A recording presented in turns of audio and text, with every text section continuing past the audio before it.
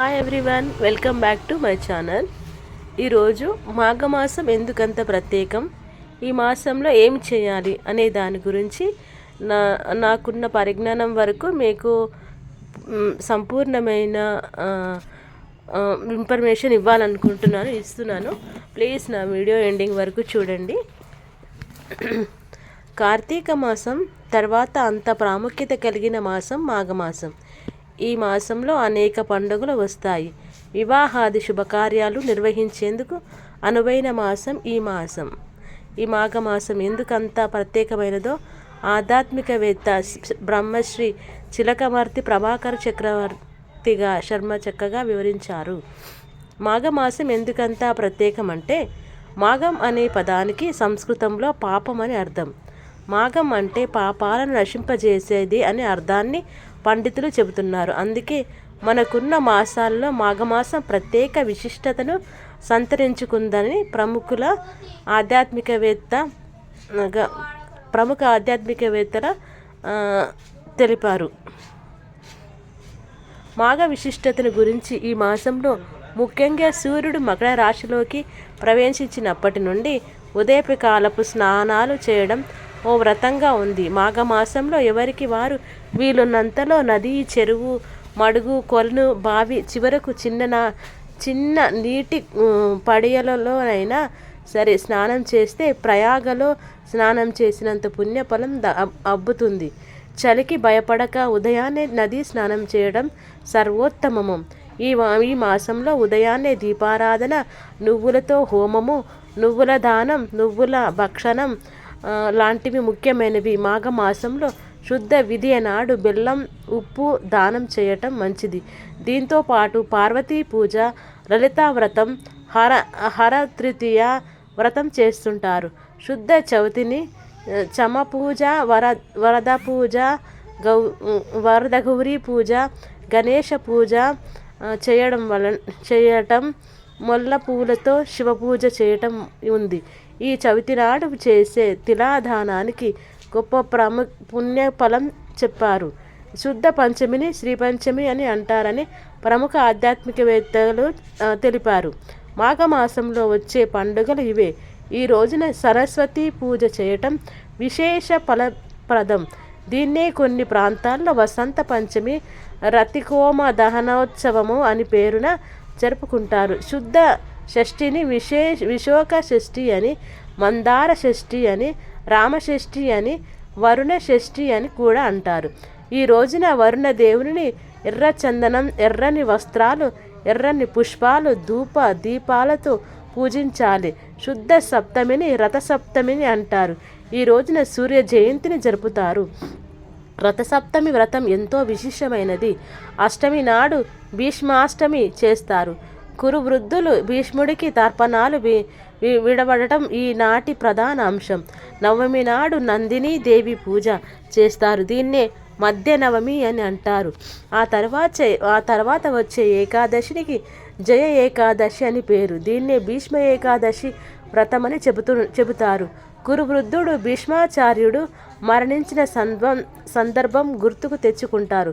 ఈ తిథి నాడే అంతర్వేదిలో లక్ష్మీనారసింహస్వామి కళ్యాణం జరుపుతారు. ద్వాదశి నాడు వరాహ ద్వాదలి వ్రతం చేస్తారు. త్రయోదశి విశ్వకర్మ. మాఘ పౌర్ణమ విశిష్టతను కురువృద్ధుడు భీష్మాచార్యుడు మరణించిన సందర్భం గుర్తుకు తెచ్చుకుంటారు. ఈ తిథినాడే అంతర్వేదిలో లక్ష్మీ నరసింహస్వామి కళ్యాణం జరుపుతారు. ద్వాదశి నాడు వరాహ ద్వాదలి వ్రతం చేస్తారు. త్రయోదశి విశ్వకర్మ జయంతిగా పేరు పొందింది. మాఘ పౌర్ణికము మరింత విశిష్టత ఉంది. ఈ రోజున కాళహస్తిలో స్వర్ణముఖి నదిలో స్నానం చేయటం, ప్రయాగ త్రివేణి సంగమంలో స్నానం చేయటం విశేష ఫలప్రదం. సతీదేవి జన్మించిన తిథిగా మాఘ పౌర్ణమును చెబుతారు. మాఘమాసంలో వచ్చే కృష్ణ పాడ్యమి నాడు సౌభాగ్య ప్రాప్తి వ్రతం చేస్తారు. కృష్ణ సప్తమి నాడు సర్వప్త సప్తమి వ్రతం, సూర్యవ్రతాలు జరుగుతాయి.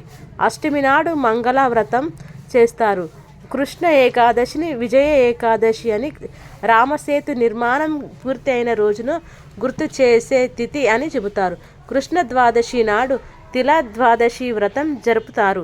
మాఘ కృష్ణ త్రయోదశి ద్వాపర యుగానిది పేర్కొంటారు. మాఘ కృష్ణ చతుర్దశి నాడు మహాశివరాత్రి పర్వదినం వ్రతం జరుపుతారు. మాఘమాసంలో చివరిదైన కృష్ణ అమావాస్య నాడు పితృశ్రాద్ధం చేయటం అధిక ఫలప్రదమని పెద్దలు అంటారు.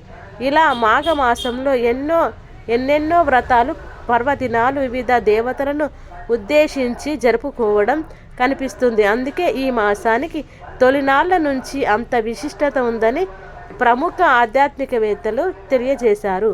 మాఘ స్నానం ప్రాముఖ్యత. స్నానం సాధారణ స్నానం దేహాన్ని శుద్ధి చేసే, మనలోని ప్రకోపాన్ని తగ్గించి శాంతాన్ని స్థిరత్వాన్ని కలిగిస్తుందంటారు.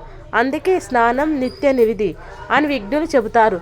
జప హోమాది కర్మలను దైవ కార్యాలకు శరీర స్నానం చేతనే అధికారం కలుగుతుంది. వివిధ కార్యక్రమాలను చేసే స్నానాలను నిత్య స్నానం, నైమిత్తిక స్నానం, కామ్య స్నానం, క్రియాంశ స్నానం, అభ్యంగన స్నానం, క్రియా స్నానం అని 6 విధాలుగా చెబుతారు. వైశాఖ, కార్తీక, మాఘ స్నానాల్లో ప్రత్యేక ఫలితాలను ఆశిస్తూ ఆచరించే స్నానాలు, యజ్ఞయాగాదుల్లో చేసే స్నానాలను కామ్య స్నానములుగా వ్యవహరిస్తారని ప్రముఖ ఆధ్యాత్మికవేత్తలు తెలిపారు. చంద్రుడు మాఘ నక్షత్రాన ఉండే మాసం మాఘం. మాఘం అంటే యజ్ఞం, యజ్ఞయాగాది క్రతువులను మాఘమాసాన్ని శ్రేష్టమైనదిగా భావించేవారు. యజ్ఞాలకు అధిష్టానం దైవం ఇంద్రుడు. ఇంద్రునికి మాఘవుడు అనే పేరు కూడా ఉంది. ఈ మాఘాధిపత్యాన్ని క్రతువులు జరిపే మాసం కనుక మాఘమాసమైంది. ఇది శిశిర ఋతువు మాసం. చెట్లు ఆకులు రాల్చే కాలం. ఉసిరికలు విస్తృతంగా కాచే వేళ. శూన్య మాసమైన పుష్యమాసం తరువాత వచ్చే కళ్యాణ కారక మాసమని చిలకమర్తి తెలిపారు. మాఘ స్నానం పవిత్ర స్నానంగా భావిస్తారు. పాపరాహిత్యం కోసం నదీ స్నానాలు చేయటం మాఘమాస సంప్రదాయం. మాఘ స్నానాల సకల కలుషాలను హరిస్తాయని భారతీయుల విశ్వాసం. మాఘ స్నాన మహాత్యాన్ని బ్రహ్మాండ పురాణం పేర్కొంటోంది. మృకండు ముని మనస్వినిల మాఘ స్నాన పుణ్యఫలమే వారి కుమారుడైన మార్కండేయుని అపమృత్యువును తొలగించిందని పురాణం కథనం. ఏ స్నానం ఎటువంటి ఫలితాన్ని ఇస్తుంది? మాఘమాసంలో సూర్యుడు ఉన్న రాశిని బట్టి ప్రత్యుషా కాలంలో సూర్యకిరణాలు ఒక ప్రత్యేక కోణంలో భూమిని చేరుతాయి. ఆ సమయంలో సూర్యకిరణాల్లో ఉండే అతి నీలలోహిత పరారుణ కిరణాల సాంద్రతతో మార్పులు వస్తాయి.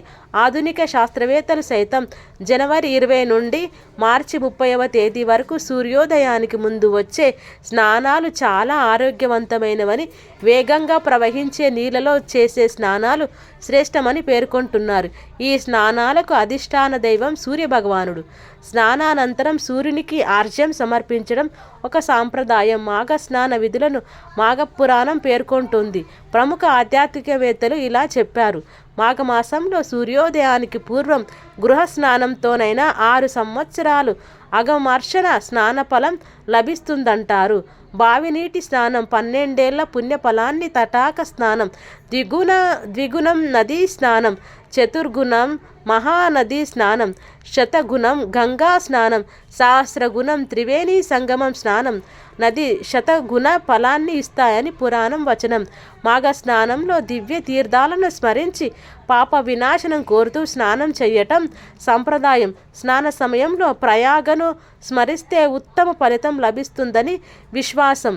మాఘ పౌర్ణిమను మహామాఘం అంటారు. ఇది ఉత్కృష్టమైన పౌర్ణిమ. స్నాన దాన జపాలకు అనుకూలం.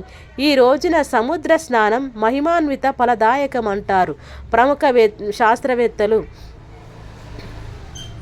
ఇది మాఘమాసం గురించి నాకున్న పరిజ్ఞానం వరకు నేను మీకు షేర్ చేసుకోవడం జరిగింది. Thank you so much.